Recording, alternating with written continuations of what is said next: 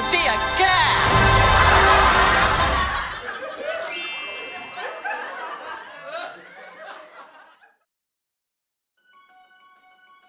There are a few questions that I have before I get to the very end with Vision and Wanda. And I wonder if you guys have the same questions. Who is Mr. Scratchy or Senor Scratchy? Because I feel like that was someone transformed into a rabbit. And then also where the heck is this witness protection person who Jimmy was looking for? But my biggest thing is what was it? I just had a bit of a brain fart. God, I had a serious brain fart just now. God, I'm getting old. I'm pushing 40, so forgive me. God, I totally forgot what I was about to say. But yeah, they left us with a lot of questions.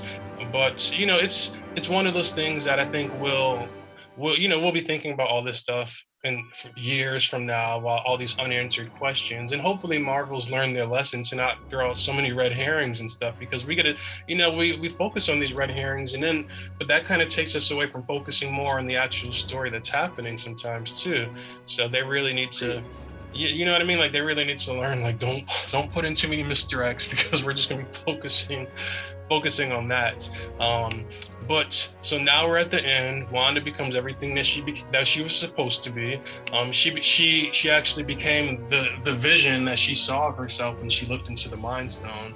That scene also was so beautiful. In episode 8, when you guys saw that, did you feel the way I did? I didn't expect that. I didn't even know that I needed that 2-second scene in my life, but I was glad that I got it. Andrew, when you saw it, were you like, what the heck? My words were, oh shit, that's her suit. Mm-hmm. Yo, that's was my words when me and the man I watched. Holy shit, that's her. And then boom, just gone. And then I was like, wait a minute, did that really happen, or was she seeing that? And then it was answered, she was seeing it. It was just a vision that was shown to her. So yeah, but it was good. It was good. It was definitely a great moment to me, easily. Yeah, it was one of those shots that was just such a nice touch. And I love how they literally gave it to us for 2 seconds, and then we saw for a few more seconds the silhouette or the image in Wanda's beautiful green eyes. That scene with the score playing in the background, it just, you felt like you were there with Wanda. You saw this look of wonderment or just wonder in her eyes, what the heck is this? And it was amazing. Now, Elizabeth Olsen is known for being beautiful, but in that moment, she looked so emaciated. Brendan, when you saw her, did you want to hand her a cheeseburger? Pretty much. Yeah, I knew they were redesigning her powers. Mm-hmm. That was the goal. So when the stone broke away and did that, and there's somebody between her legs, so you can see the figure. Okay. They left a lot of things untold. I actually thought that was Quicksilver, which is why I thought Evan Peters was Quicksilver, but Oh, you thought it was Quicksilver in the vision, the silhouette of the Scarlet Witch part? I thought she was protecting him. Like how so? Going against the stone. Uh-huh. She was protecting him, so he had powers. Okay, yeah, I wish that they would have shown that. Jameel, do you agree? Do you wish that we would have gotten an Aaron Taylor Johnson cameo in that flashback? Because I think we all know by now that Wanda and them, they recreated that just now for the series. That wasn't old footage. So wouldn't it Jameel would you have appreciated an Aaron Taylor Johnson cameo with them showing us how he got his powers too? And did you think that he got his powers because he shared the same DNA as Wanda, which protected her from the radiation? What did you feel about the whole scene and Aaron Taylor Johnson not being there? So that scene, I was okay with him not being in there, mm-hmm. but I was mostly because I watched Dark Phoenix a couple of days before that.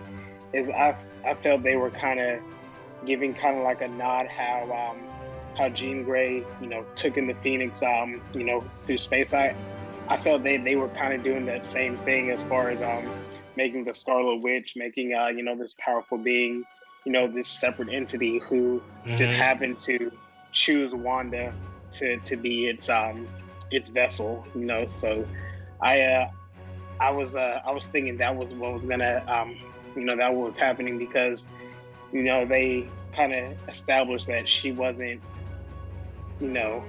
Magneto's son, and she wasn't quite a mutant, sort of say. But I thought they were kind of taking it as she is the Scarlet Witch. This this third person, this entity is taking over Wanda. And so I was hoping that we're kind of get a little bit of a badass kind of Dark Phoenix, Dark Wanda type type episode in episode 9. So that's what I was hoping, especially once she got her suit, that she would become this, she's this fully realized, powerful being, but it's someone else's body, someone else's mind and whatnot in Wanda's body.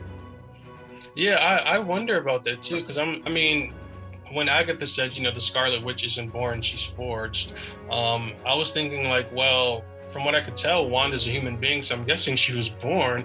But I wonder if her being forged just meant that, unbeknownst to Agatha, I wonder if the forged part came into play when the Mind Stone's radiation hit Wanda, and then she was forged into the Scarlet Witch. Like, I wonder if that's what that was or whatever. And I before this final episode, I wasn't sure if Scarlet Witch would be a deity like the Phoenix Force as well. But I think I'm still not even quite sure if she is a deity or if Scarlet Witch is just supposed to be this person who is destined to exist to bring about the end of the world. And what I kind of think, when I looked at the Darkhold, I said that as if it's right in front of me. When I looked at the Darkhold on the computer, and I paused it on the scene where you saw the CGI book open up and you saw the image of the Scarlet Witch on one side, and then on the other side you saw these circles. While Agatha was saying the Scarlet Witch is supposed to bring upon the destruction of the world, she's supposed to break the world apart or something, like, I kind of took it to mean that she would break open the multiverse. So in a sense, she would break apart the world or destroy the world to a certain degree. And maybe the prophecy is just for her to break open the multiverse, which will allow Chthon to maybe enter into the thing, since he is the author of the Darkhold. Even though I believe it was Morgan Le Fay who put it together, Chthon was probably, I think he was whispering in her ear, like, yeah, put vampires on this page and werewolves on that page, and all, you know what I mean? And Scarlet Witch, give her an entire chapter. So I'm still not 100% sure if the Scarlet Witch is an entity that descended upon Wanda, or if Wanda herself just is her.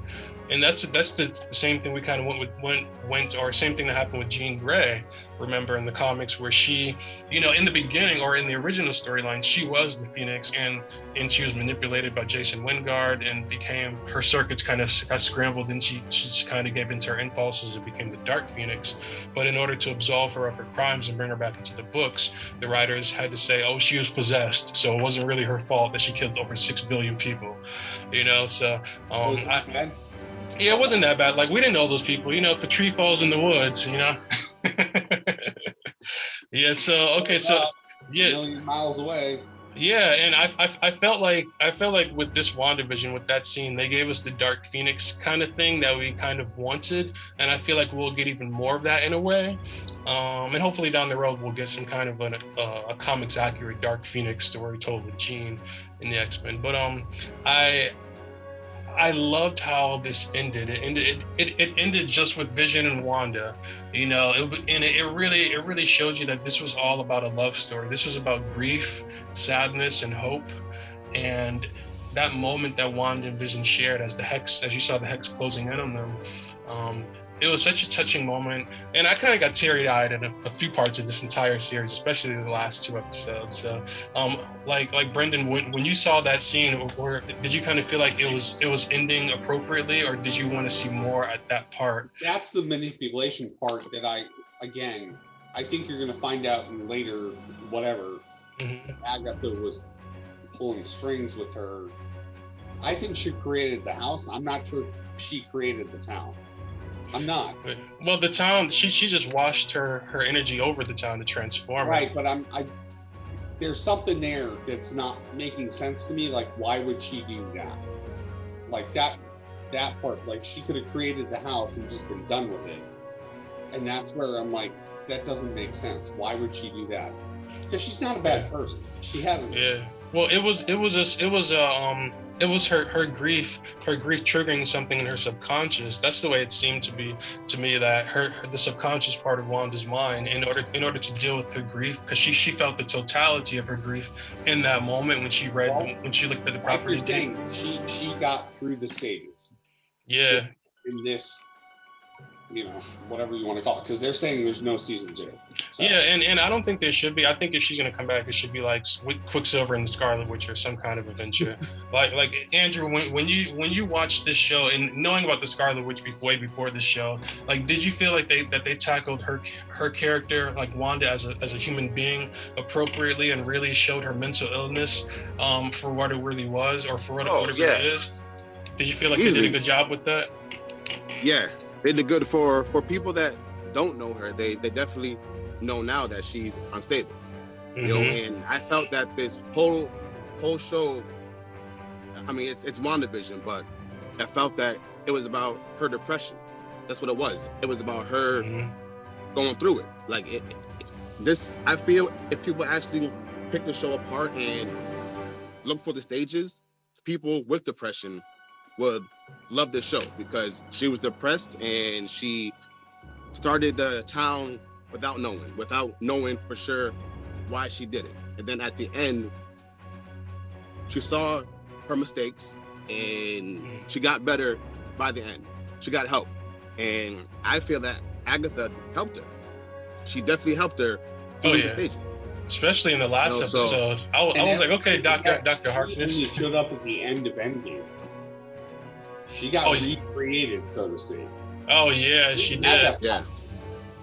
Yeah. So it's weird, like watching going back on YouTube and watching that clip of her fighting Thanos now. It just looks like I feel so like I actually feel all of her anger even more so, and because it's just because after seeing WandaVision, and it just because WandaVision really spelled out for you everything that Wanda had been feeling, and everything that kind of built up to her coming back and wanting to rip Thanos apart, which she started doing. Like, it was like I was like, damn, like Wanda, like she really been through it.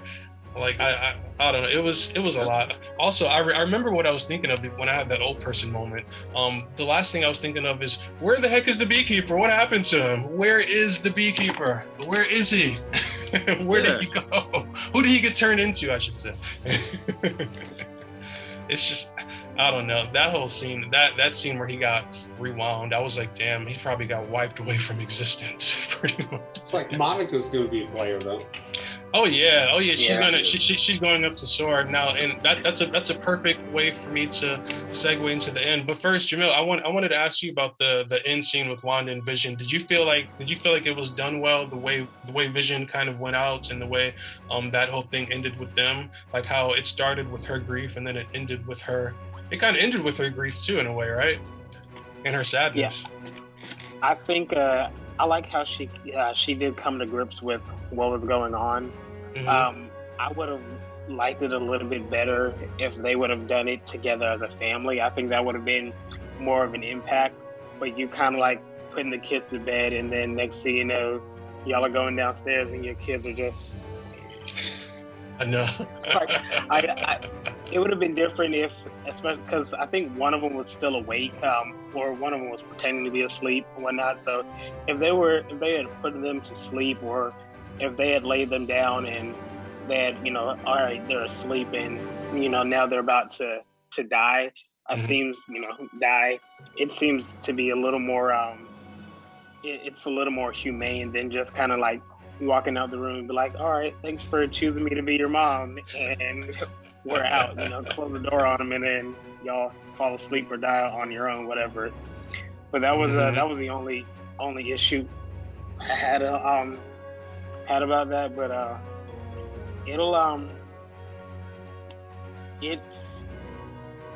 was really hoping to see a little bit of more White Vision towards the end to Yeah. see if he was just kind of lurking outside. I would like to see him kind of lurking outside and do more observing and knowing that he mentally should have those feelings, but it's like he has no emotional attachment. Like he feels like he should have an emotional attachment, but he's like, well, this is interesting. I'm shocked there weren't 3 mid-credits for that reason. Yeah, that would have been really nice because third. Yeah, because we don't know where he went. Now, I didn't really know too much about White Vision until actually shortly before this series even started is when I actually saw White Vision, and I thought he was a Silver Surfer. And then I learned about who he was, and so when they got to episode 7 or 8 of this series, I was like, oh shoot, they're bringing in White Vision. But I thought it was well done how he was integrated into the show, but I too wish that he didn't just fly off. I wish he would have got some kind of closure. And I wish that when Hex Vision, when he was disappearing in front of Wanda's eyes, and she was like, I'll see you or something, or goodbye. I wish instead of him saying, goodbye, darling, I wish he would have said, you'll see me soon, because she, she'll see him soon. It just won't be that Vision. So let's fast forward to the first end credit scene, and I think all of us kind of sensed what was happening when Monica was walking into the theater, and I thought it was interesting too that the theater was empty, just like most of our theaters are empty right now. Like Brendan, when you saw Monica walking in with that FBI agent, did you automatically think, oh, she's gonna be a Skrull? There's gonna be something about Skrulls. Something's about to happen. I actually thought that there would be someone of importance in there, like Iron Man at the end of Iron Man 1, like Sam Jackson would be sitting there, Colby Smulders would be sitting, like somebody would be there, or even Captain Marvel, like, hey, we called her back, like, hey, that's what I thought too. Like, now they specifically said he wants to see you. So that means it's Sam Jackson. Yeah, and an old friend of her mom's, like, yes. It's funny, I saw some other YouTubers saying, I wonder if it's Captain Marvel. I'm like, the FBI agent clearly said he, and she said he a couple of times. Like, I was like, what are you guys watching the same thing? Like Andrew, like when you saw that scene, like what did you think was gonna happen, and were you satisfied with that particular end credit scene? Kind of satisfied. I thought that he was gonna be there, but when the agent told her that, and she walked in and it was empty, and then when she turned around and saw the agent, I knew it was a Skrull just because she said he. So the only ones in space are the Skrulls and him. So I knew it had to be somebody that he sent down. So that was good. It also bothers me that they duplicated that. Like the Iron Man scene, pretty much, right? No, the Spider-Man scene. The Spider. Oh, when they revealed that they were Skrulls. Yeah, Oh yes. Cool. Like, I'm sorry. Like, that was duplication, and they never do that. So. Yeah. To your point too, Brendan. What I noticed about that scene as well was, it was this, like, the same color scheme you see in that theater was the same color scheme you see at the end of Iron Man 1, where Sam Jackson approaches Tony Stark and was like, I want to start a team, pretty much. It was like that red kind of orangey tint to the theater, and the same was in Iron Man. Like, Jameel, when you saw this first end credit scene with the Skrull, like, were you happy about it, and were you hopeful for the future of the MCU with Monica Rambeau as an agent of S.W.O.R.D. or something? Well, I thought we were gonna get, like, when they said, oh, they want to talk to you in the theater. I was really hoping we were gonna get a peek of who this astrophysicist is. I was kind of like, all right, here we go. Like, I was like sitting on the edge of my seat, ready, and then I was kind of like, oh, she's a Skrull, and then she's like, oh, an old friend of your mom. He heard you were grounded, and he wants to see you. So I was thinking it's either gonna be Sam Jackson or what's the gentleman, the other Skrull. Yeah. Oh, Talos? I thought it was either going to be one of those two. Mm-hmm. But I also know that they are working on Secret Invasions. So, I don't know if it's going to be. I'm assuming this is going to be a nod toward the first mid-credit scene is going to be a nod to Captain Marvel 2, because we know, she'll be in Captain Marvel 2. So I was hoping we would get, something, and possibly the astrophysicist. I mean, I would have loved to have Sam Jackson in there, just because I think, he is, especially putting together, the Avengers, and he's kind of been that constant, whether it be in the mid-credit scenes or just that constant person who just, I'm gonna step in here, say my couple of lines, and I'm gonna step out. You don't have to defend this. It's Sam Jackson. It would have been like perfect just seeing him sit in the movie theater chair or seat, just lounging with some popcorn. Like, yes, definitely. With a mask on. That would have been perfect. Where? That would have been better, and that's the better writing. I don't know if they could have gotten him, but yeah, I mean that's where I was with that, and I was just sitting there and I'm like, this doesn't. They were spending $25 million apparently on each episode that's what it averaged out to be anyway. Even though of course it was somewhere. They spent 24 and just give me the other million forever. They should have. Mickey Mouse can definitely do that. But I wish that Sam Jackson would have been there because it would have been reminiscent of the Iron Man thing. But also this is like the start of Phase 4. I think they could have did a reshoot and do that. But it is what it is. I'm really happy that Monica is going to be a prominent character. I hope that her character gets fleshed out more and that we see her really deal with her grief even more and just think about her mother. I don't want her to just stop thinking about her mother. I kind of want her motivation to continue to do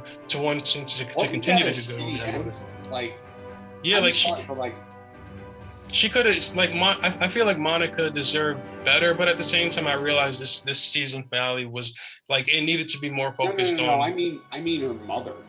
Yeah, but this is say goodbye to Carol. But this is a comic book story, and I always believe that soap operas and comic book stories are the same. No one's death is ever guaranteed, and if two women are pregnant at the same time, they will go into labor at the same time, and their babies will be switched.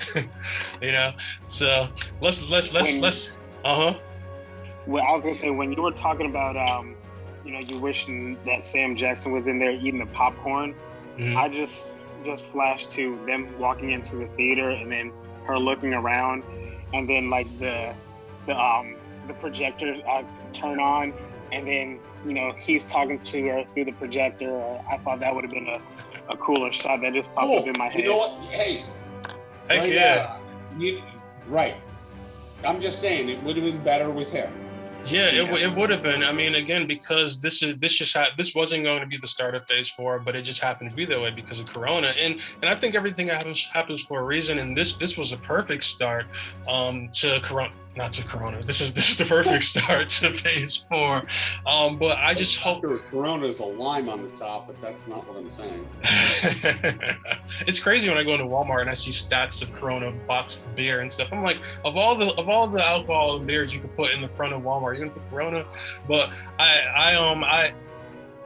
I'm so happy that this series ended up being great. It was a 10 out of 10 overall for me. But I kind of am hoping that, Marvel hasn't really shot themselves in the foot because they did so well with the series that I don't really know how they're going to top it or match it.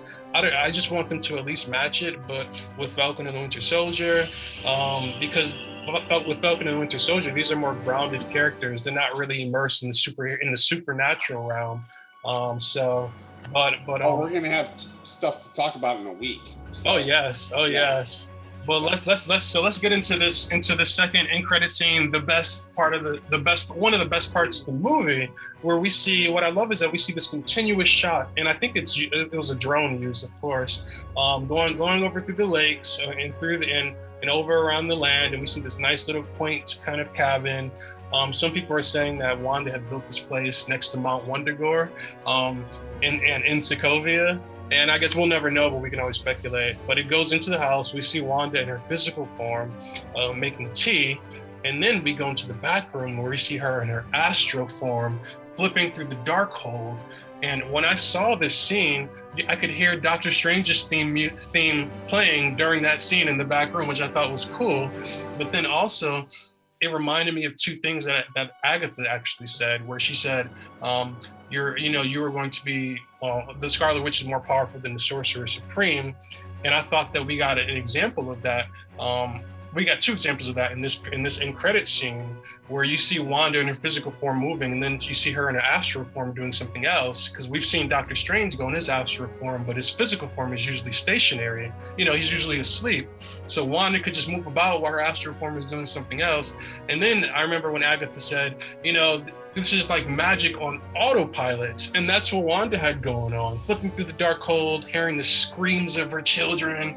Like, Andrew, when you saw that, were you like, yep, she's about to break open the multiverse and do whatever she can do to get her kids, because she didn't learn her lesson throughout this whole thing. Like, did you think that she's just gonna go for it and just do whatever it takes to get Billy and Tommy back?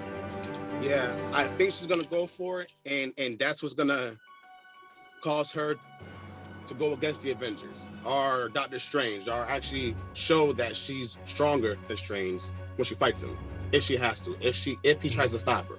Because when she took them away, I was like, okay, this is different, but this is more personal to her because she did it. Mm-hmm. So when they called her again, that was basically a call-in saying that they were real, because they're calling me now. So they were definitely real, and they're still out there. Yeah. So I feel the next time we see her, it's gonna be her looking for them, and then Strange probably telling her like, this can't happen. Like, they're not real. So instead of her not knowing, the MCU's doing her knowing that she had kids. So it's definitely gonna be fun seeing what they do with this now.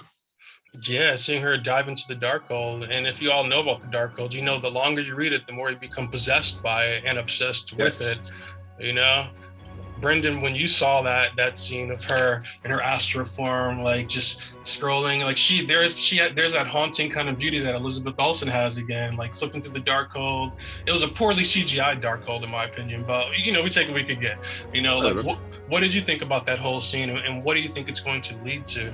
The only thing I thought about that is she the villain of Doctor Strange 2? Mm-hmm. Oh yeah. Yeah. I mean, is that where they're leading? Like, is she gonna go that way so Strange can save her? Mm-hmm. Yes. Or is she going all that way and then they're gonna bust open mutants? Fantastic. Like, there's too much there. And they stayed away from all of Doctor Strange's enemies, which we thought were going to be introduced through this. And so I'm beginning to think she's the enemy. She just may be. I was also wondering if Agatha's powers derived from the Dark Dimension, from Dormammu, because her power was purple and stuff. And Agatha is not dead. Yeah, she's not dead. Which I'm happy. Recorded history. Yeah. We have a final fight, and the enemy is not dead. Oh, you're staying here? Okay. I'm like, thank God. She's almost like our female Loki in a way. Like, yeah, you're right. Jameel, were you happy that Agatha didn't die, and that she lives to cast spells another day? And also, what do you think the final scene, the end credit scene, is going to lead Wanda to doing? Well, I really love the Catherine Vaughn. I think she did a really great job where, even if they didn't have her, they originally didn't plan to have her in later, in the MCU later on. Mm-hmm. I think she did such a great job where they'll be like, you know what, we got to figure out a way to get her back. So, let's figure out whether we get her back in. I.e. Clark Gregg. Yep. Yeah, like Clark Gregg, like the Agents of S.H.I.E.L.D., like, come on, we need for them to join S.W.O.R.D., like there's so many great characters that are kind of floating around in the wind that we would love to have come back, like the Netflix Avengers, of course, or Defenders, and then Agents of S.H.I.E.L.D. At least bring Clark Gregg, Agent May, and Quake back. You know what I mean? Like, Matt Murdock's in Spider-Man 3, so and then we'll see him in She-Hulk too. But Kevin Feige's often said, silently, oh yeah, okay, we're waiting. Like, he wants them. Oh yeah, and that's a I'd good love thing. to see. Oh, go ahead, Jamil. I'm sorry. No, no, no. Well, I was just saying, as far as going forward, one thing that I know about the twins is that they're supposed to be, I guess, a piece of Mephisto's, soul. Mm-hmm. And I know, Quicksilver referred to them as demon spawn in that Halloween episode. Yeah. So I could see just me just trying to spoil it for myself. I could see them turning into it could be essentially the multiverse of madness is a rescue mission for Wanda, doing any and everything she can to get her kids, and like you were saying that they it's like, hey, you can't go down this path, it's only going to lead to greater heartache, etc., etc. Mm-hmm. And she doesn't care, she's going to go get her kids, and she could be she's being manipulated through the dark hole. So it'll be interesting because they can go so many different ways. I'm just super excited about it. So many, and it will be crazy because I'm like, this is the lesson that Wanda was supposed to learn from the whole Hex debacle, to not do something like this, you not use her powers and stuff like this. But then it's maybe, in her right mind, she wouldn't have done something like this, but she doesn't know about the curse of the Darkhold. The longer you read it, the more obsessed by it and possessed by it you become. So it's like, man, like, can't this girl ever get cut a break or something? Now, I personally, again, gave the entire series a 10 out of 10. I thought it was really brilliantly done. I was surprised at how great I feel it was, and how I was looking forward to it every single week. So let's go around, and I want you guys to give your ratings too. Like 1 out of 10 is horrible, 10 out of 10 is the best, and if you go beyond 10 out of 10, then of course you feel like it's marvelous. So Jamil, what do you rate this entire series overall, and how do you feel about it? I gave it a 9 out of 10, maybe 8.5. I was actually talking to a parent of a kid that I coach, and I was telling them that, like, my wife and I've been watching WandaVision, et cetera, et cetera.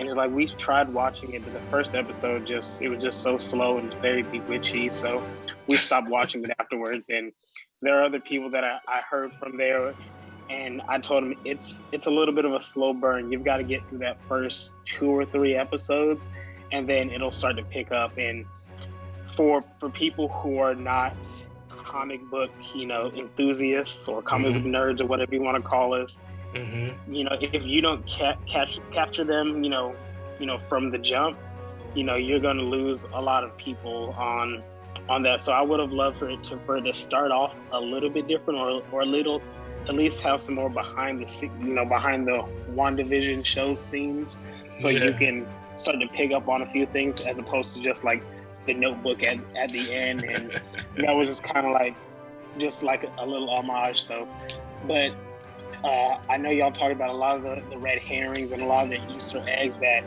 we thought we were going to get this, and we thought we were going to get that, and they could be pulling the wool over our eyes for now, or just giving us something, and they'll get back to us, late 2 or 3 years, or maybe 5 years down the road. So I could have done without having all that. But besides that, I mean, it's a show that now that all the episodes are out, I'll take a day where I don't have anything to do, and I'll go watch them all the way through. And I think it'll feel a little bit. I feel a little bit better about doing it now that all 9 episodes are out. Yeah, you can get through it more. Like, Andrew, do you feel the same way? And did you run into a lot of people saying the same things that people were saying to Jamil about how this show is just, it's like they couldn't get past the first episode? Because I know you're a stickler for pushing through those first couple episodes because you know that something is coming, and I think all of us are pretty much the same way. Like, we knew it was going to start off like a sitcom and then go full on MCU. But did you feel like it had a bit of a slow start in the beginning, or did you feel like it was paced pretty well and that it worked out well? And what do you rate it to? I give it a 10. I enjoyed the whole throwback of the episodes. Each episode was different, and I enjoyed it. Amanda was unsure of it because she was like, "What the hell's going on?" But I was like, "This is showing her mindset. This is showing she's crazy." And I mean, at first, I didn't really understand why they were going to sitcom because I saw it as I'm watching a sitcom, so it was fine for me. But then when Darcy broke it and it basically said WandaVision, I said, "Oh, now I understand why they were taped that way." It's an actual show. And there was one person at my job who said they stopped watching that at episode 1, and I told them, What? "You gotta watch it to episode 3." Yeah. That's when it picks up. Me, like you said, I go through it because I know the payoff is gonna be great. So I told him to watch it. I'm actually gonna ask him Monday if he finished it yet. So I definitely told him keep up with it because I was on like episode 5 or 6. I told him it gets crazy. So I give it a solid 10. It was great, start to finish. Yeah, I can see why some people like at episode 1 they were like, but I feel like what Marvel should have done was, and this is what they did for the press. They gave the press all 3 episodes, and I feel like if they would have given us all 3 episodes after episode 3, if you weren't hooked before, you were definitely hooked because everything started to click. You know what I mean? And Brendan, I see you nodding your head. Like, do you feel the same way? Like, do you feel like Marvel made a big mistake? And that, well, not really a big mistake because you see it paid off for the most part with Disney crashing for the past couple of weeks. But do you feel like they still that they still should have just dropped all 3 episodes at the same time? With the Mandalorian. Oh, they did? The first 2 episodes of that were dry at best. You could tell there was a story, but it wasn't. There was too much there that you didn't know. I got the references. I got the awkward part. Like the first episode, people don't realize how awkward that era of sitcoms was. So like I understood it. So like I appreciated that. Yep. My 9.9, and the only reason I won't give it a 10 is stop giving us too much shit that didn't happen. Like that's, I'm sorry. Like I appreciate, like if you gave us 1 or 2 things that didn't work, cool. But you gave us 10. And that's the 9.9. Like I loved it. Do not get me wrong, but do not make me think that there are 18 million things that's going to happen and none of them. Okay, cool. Yeah, they know now. I mean, they already filmed the Winter Soldier and Falcon and stuff. Well, with Loki, I believe that they're still filming. So hopefully they cut back on all the red herrings because I don't mind a good misdirect. That one can have a field day because he's across time and space. So that one does not have to do that. This was more intertwined, and we knew she was going to be in multiverse. Oh, so, yeah, that's true, yeah. This one was the one that was going to lead into something. Where are they going? Oh, are all of Doctor Strange's enemies coming? Is she creating something? Like, they tried too hard to piss us off, and then not pay off one thing. Like, I loved Lost until the last episode. That's what I hear from everybody, that it just that the last episode lost everyone pretty much. And then you hear 3 years later that all of the writers for the show were like, we were never going to pay it off, and we never were. We didn't have an end game. It's awful, man. Yeah, but the good thing about Marvel is that they have more hits than misses, but hopefully they learn their lesson from this, because a lot of people have been saying, like for the past few weeks at least, that, where's Ralph? Where's the beekeeper? Who's the person in witness protection? We never learned about the witness protection person. We learned who Ralph was, but that was kind of like, huh? But it was whatever. I heard the beekeeper wasn't an important thing, that every time she would change something or be in an era, anybody from S.W.O.R.D. that was trying to break in would become some part of that era. Yeah, that's what I figured. That wasn't a thing. Like, I'm just saying. Yeah, like I feel like it was one of those things where I can be, oh, we lost Jameel. I feel like it was one of those things where I could, oh, there he is. I feel like it's like, okay, the rest of the show was great, so I don't mind not knowing what happens to the beekeeper. But yeah, I feel like Marvel, they really did a great job with this, and I don't know how Falcon and Winter Soldier will top it or match it, but I hope it will. I hope it's really great and entertaining for all it's worth. So where do you all see the MCU going from here? I'll start with you, Brendan, since I just ended with you. Like, where do you are you excited about Falcon and Winter Soldier, or do you kind of feel like I think they're going with Zemo, they're going an entirely different path. This is more of a, how do I put it, Law and Order episode. Like yeah, that's criminal cop drama type of stuff. Cop chase bad guy. Right. Sharon Carter's in it. Okay. We one team against another. Cool. Great. Different episode. Loki's gonna be all over the place in a really good way, hopefully. Right. Phase 4, I think, took a hit with Chadwick dying. Like I really do, because I actually think they should replace him, and I hate to say that because the storyline does not support him just disappearing. For lack of a better term, disappearing again. yeah, like that doesn't sit well with me. I think that's a cheap way out. Yeah, they're trying to honor him, but like, you could find someone that's respectable that could at least do that, or CGI him passing away. Like, I think that's what they're gonna do, because they already said that they won't replace him. So I believe. Okay, but they also said they wouldn't CGI him. Well, I think they'll probably just do like a shot of him from the back, someone in his suit dying in battle or something. Right. And then I think because they need to have the male figure, the strong black male figure in this movie. So I think M'Baku is going to be upgraded to being, I don't know if he'll be the Black Panther, because his body type doesn't really fit the costume. So I feel like Shuri is definitely going to be the Black Panther, but M'Baku will be her sidekick. I would be okay with that too, but you have to at least lead to that. And yeah. The way they were talking, they weren't going to, and that bothered me exponentially. Well, they're going to be shooting for 6 months this summer, and usually it takes like 3 months to shoot one of these things. So in my mind, I'm thinking that they're going to do like 2 Black Panther movies back to back. They're like, look, if one of these leads dies again, at least we'll have both of the sequels already shot. Was that not the best? Was that not the best kept secret in Hollywood? Because I didn't know he was sick. I don't think anybody knew he was sick. Maybe. They were actually bragging on him that he lost too much weight. I'm like, yeah. Speaking of losing, we lost Andrew. His phone probably died. Yeah, it's all good. I actually got to get going too, but yeah, this was cool. I know, Jameel, you got to get home too. The wife has the dinner in the microwave or something waiting for you. Microwave, that's the oven. Yes. Well. Before we go, Jameel, where do you think the MC is going to go, and where do you hope that it goes?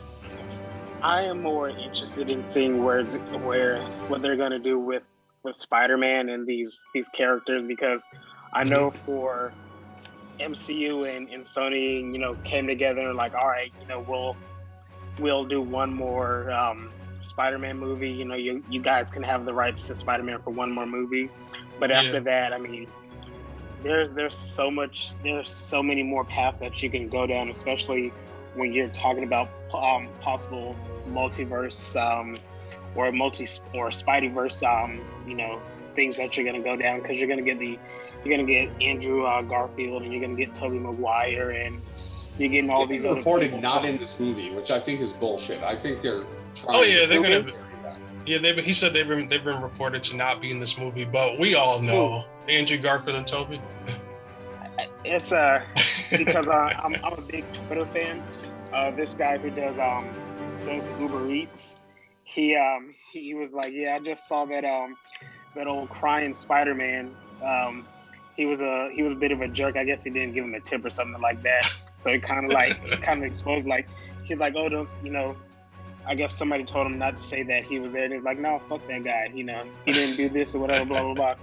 But being from Atlanta and knowing that they're shooting down there, I already know he's been seen out and about. So, I mean, it's...